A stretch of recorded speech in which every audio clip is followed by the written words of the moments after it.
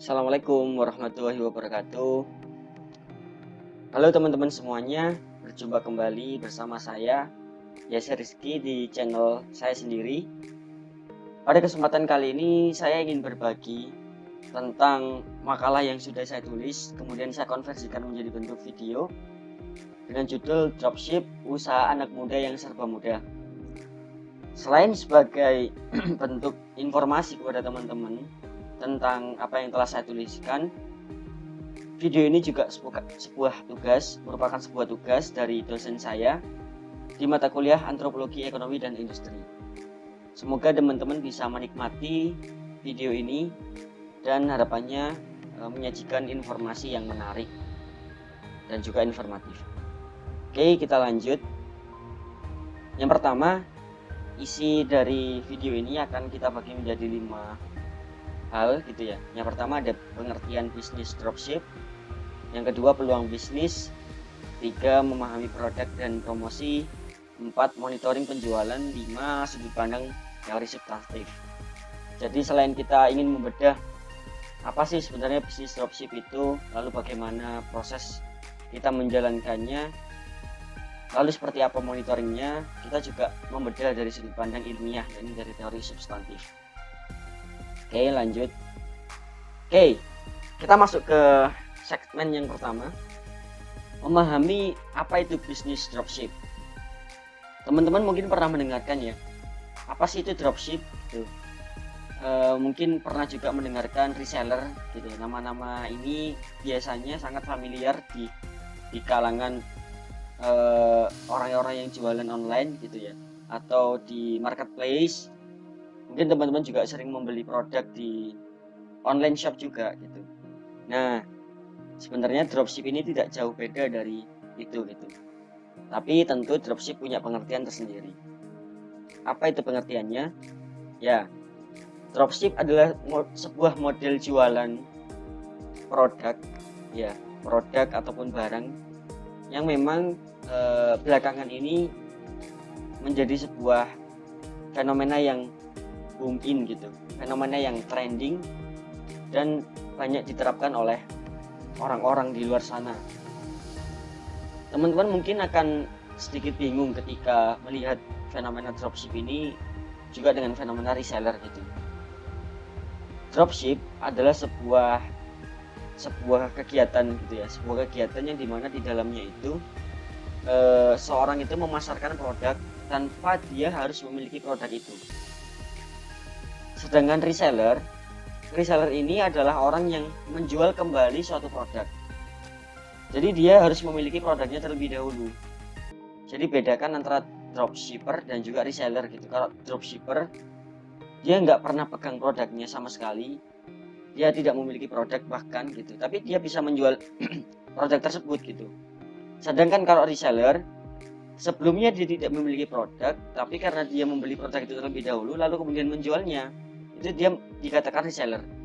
Jadi perbedaannya adalah pada sisi prosesnya gitu ya, produk yang yang dibeli terlebih dahulu atau tidak gitu. Nah, ini yang membedakan antara dropshipper dan reseller. Dropshipper adalah seorang yang biasanya sudah memiliki jaringan gitu. Jadi produk itu ia dapatkan dari jaringan yang dia kenal gitu. Misalkan dia punya supplier, kemudian supplier itu bersedia menjadi orang yang akan mengirimi produk-produk itu ke dropshipper gitu, atau ke customernya dropshipper itu sendiri. Jadi semua proses dari mulai packing sampai pengiriman itu ditanggung oleh supplier. Dropshipper ini hanya bagian marketing, hanya bagian pemasaran, istilahnya seperti itu. Dan kemudian nama tokonya yang disertakan di dalam, biasanya kalau online shop kan ada nama tokonya, itu nama tokonya dropshippernya, bukan toko suppliernya. Jadi supplier ini orang yang bermain di belakang layar, sementara dropshipper ini yang di depan layar gitu, yang berhadapan dengan para customer. Nah, ini kalau teman-teman masih bingung, bisa lihat dari gambar ini ya, di mana sistem dari dropship itu sendiri. Jadi yang pertama, Pembeli membeli barang dan transfer kepada Anda sejumlah uang.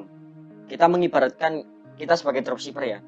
Pembeli itu membayar kepada kita dengan jumlah tertentu. Kemudian Anda pesan kepada kami transfer sejumlah uang dan konfirmasi alamat pembeli. Jadi kita sebagai dropshipper itu memberikan uang transferan tadi sesuai dengan harga yang tertera di suppliernya. Jadi uang yang dari pembeli itu sudah termasuk keuntungan kita. Katakanlah kita dibayarkan 200.000 ya. Sementara harga di suppliernya itu cuma 150.000.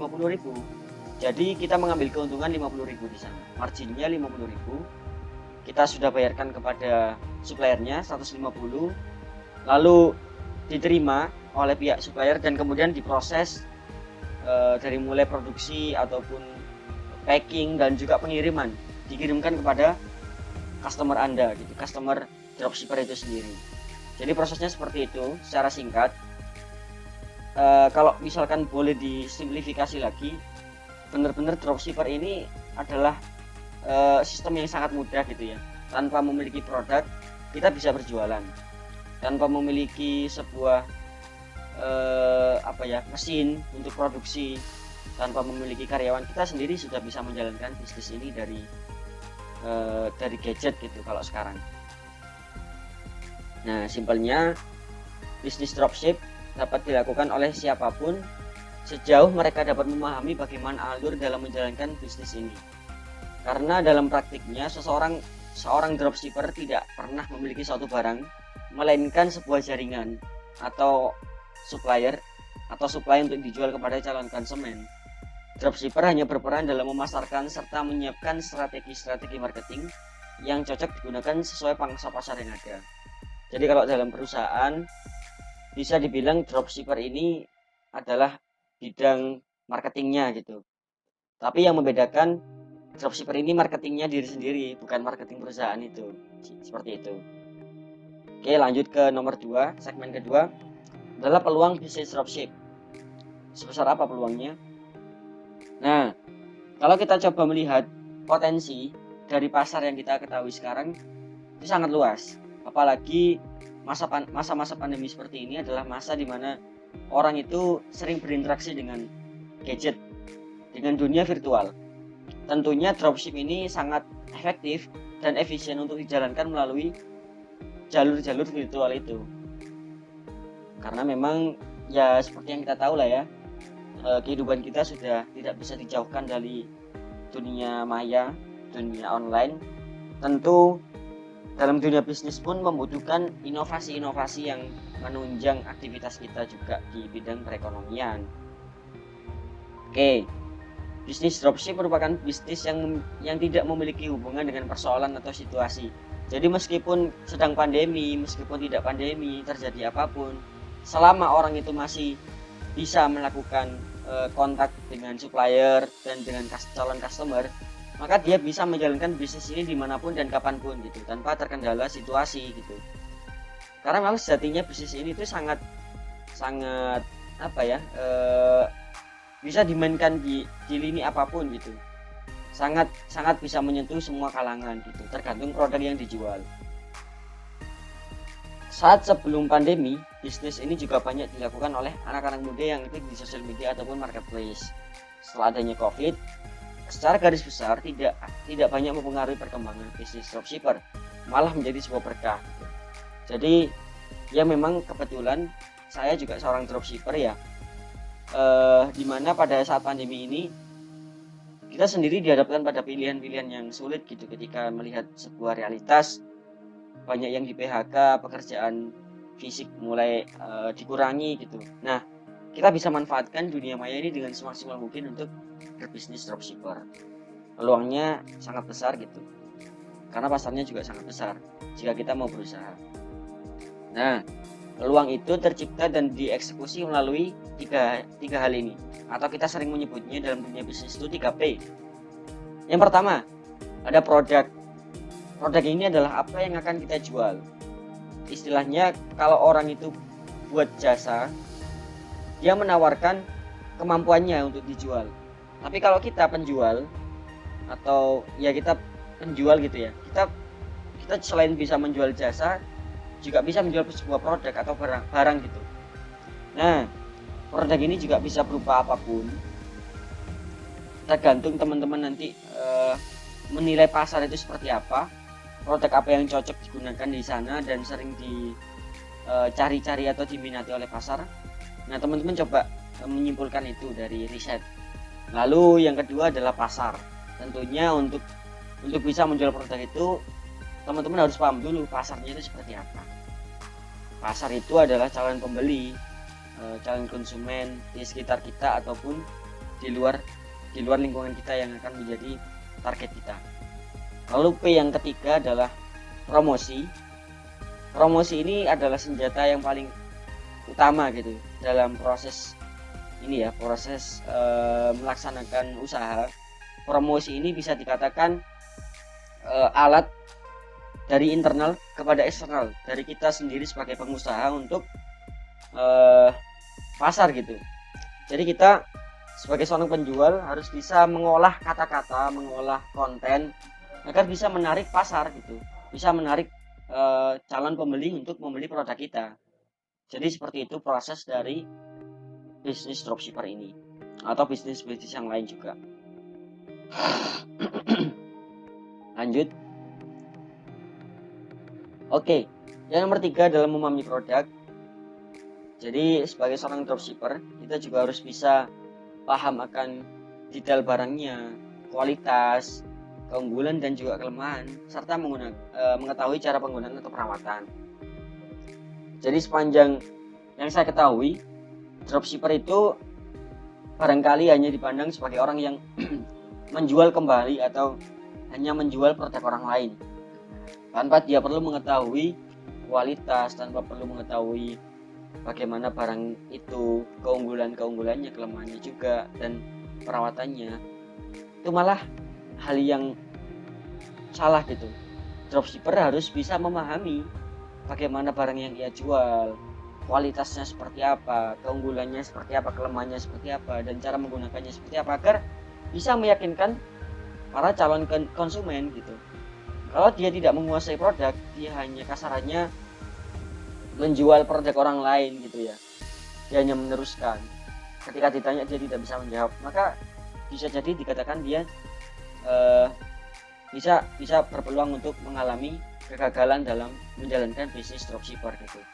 Karena dalam dunia bisnis kita itu harus memahami benar-benar produk kita, terus bagaimana kita memasarkannya, dan juga karakteristik dari pasar kita sendiri gitu. Itu yang paling penting. Jadi produk ini sangat penting untuk kita ketahui sebelum kita pasarkan.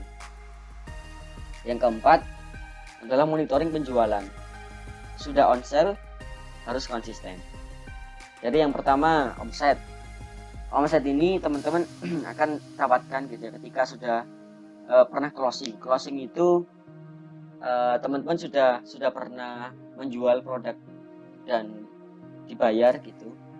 Kemudian omset ini adalah teman-teman terima yang adalah apa yang teman-teman terima dalam bentuk uang laba kotor gitu. Jadi itu yang dinamakan dengan omset. Jadi dalam dunia monitoring, nah omset ini juga digunakan sebagai tolak ukur gitu. Tolak ukur seberapa besar traffic penjualan yang ada. Produk ini juga harus senantiasa dilakukan monitoring dan evaluasi agar tetap menjaga kualitas, bisa menjaga kepercayaan dari para pelanggan kita, customer kita gitu.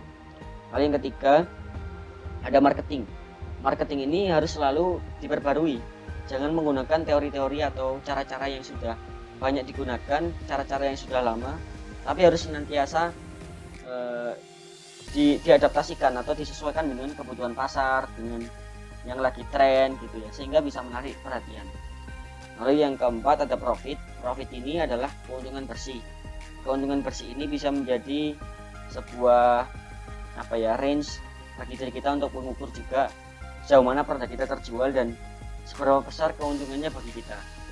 Yang terakhir adalah kerugian. Tentu dalam menjalankan bisnis itu tidak bisa kita hanya berharap untung terus, pasti ya nggak pasti sih, maksudnya berpotensi juga ketika kita gagal gitu ya, kita akan mengalami kerugian. Nah, kerugian ini menjadi sebuah hal yang wajar, apalagi dalam sebuah bisnis itu teman-teman harus bisa meminimalisir juga kerugiannya seperti apa nanti. Itu. Nah, ini yang terakhir, hubungan teori substantif. Ya, bisa dibaca sendiri. Intinya teori substantif itu adalah teori-teori yang menerapkan atau menaruh perhatian sebagai upaya-upaya untuk dalam proses interaksi masyarakat dengan masyarakat yang lain itu ada semacam problematika. Nah, problematika ini yang dimaknai sebagai sebuah kondisi untuk bisa melaksanakan sesuatu. Nah, bisnis dropship ini adalah bisnis yang di dalamnya juga kita memaknai adanya sebuah problematika di lapangan, yang dimana kita kesulitan menemukan produk, tidak bisa membeli mesin untuk produksi, dan tidak memiliki kenalan gitu ya. Nah, dropship ini sangat solutif untuk kita memulai bisnis gitu. Dan ini juga sepadan juga dengan bisnis-bisnis yang lain gitu. Kan tetapi dalam dropship kita memaknai benar-benar yang terjadi di lapangan itu adalah gejala-gejala yang sedang kita alami saat ini, termasuk pandemi ini gitu. Karena memang kita tidak bisa berinteraksi dengan banyak orang, maka kita lakukan interaksi-interaksi melalui media sosial. Ya. Jadi kesimpulannya, bisnis dropship merupakan sebuah upaya yang dilakukan seorang individu ataupun kelompok untuk mencapai profit dengan melihat gejala maupun situasi yang sedang terjadi di pasar. Oleh karenanya, bisnis dropship ini memiliki segmentasi yang sangat luas. Tidak hanya terbatas pada satu jenis produk saja, melainkan berbagai macam produk. Serta yang paling penting dalam menjalankan bisnis dropship ini, jika dinilai dalam teori ini adalah pada bagian sistem. Jadi dropship ini yang paling terpenting adalah bukan hanya pada produk ataupun kita menjaga market, tapi adalah sistem yang kita kembangkan. Jadi dropship itu mengutamakan bagaimana kita melayani pembeli gitu ya, terus bagaimana kita bisa mengerti produk tadi. Itu adalah rangkaian yang menjadi suatu sistem yang kita tampilkan kepada konsumen.